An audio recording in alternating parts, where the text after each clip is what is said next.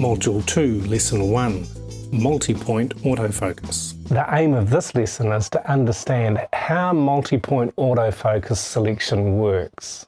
Autofocus is a great tool and can help you get sharper photos. Knowing how to use it well and what the settings are will also help. Some cameras have variations on this mode, but I think it's important to learn the two standard ways autofocus functions. Focus is so important because you really cannot correct it later.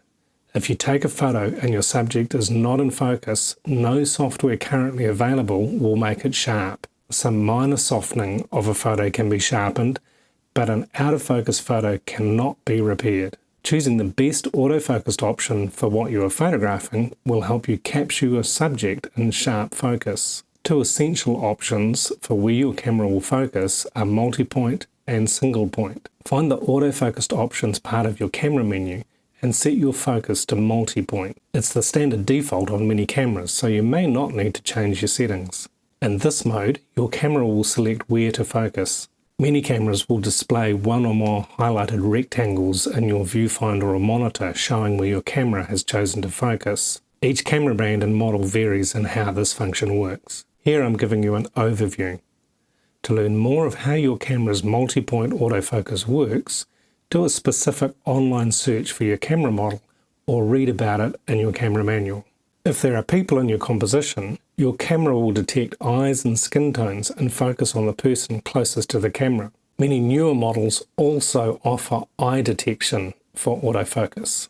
If there are no people in your composition, the camera will most likely focus on the closest and largest object to the camera. This mode can be useful when photographing a moving subject you are having trouble focusing on.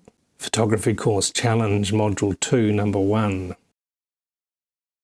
The aim of this challenge is to get a feel for when using multi-point autofocus might be the best thing to do.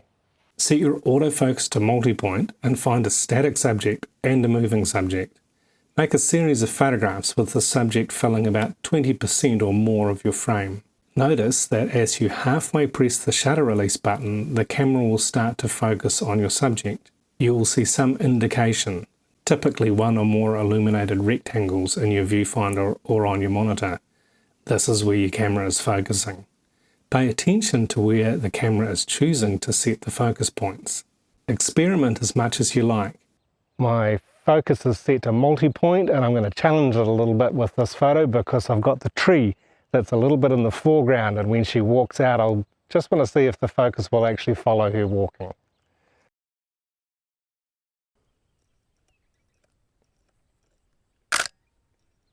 Don't be concerned so much about making great photos, but concentrate on how the multi-point autofocus is functioning so you get a feeling for it. Take notes about the changes you see happening between stationary and moving subjects.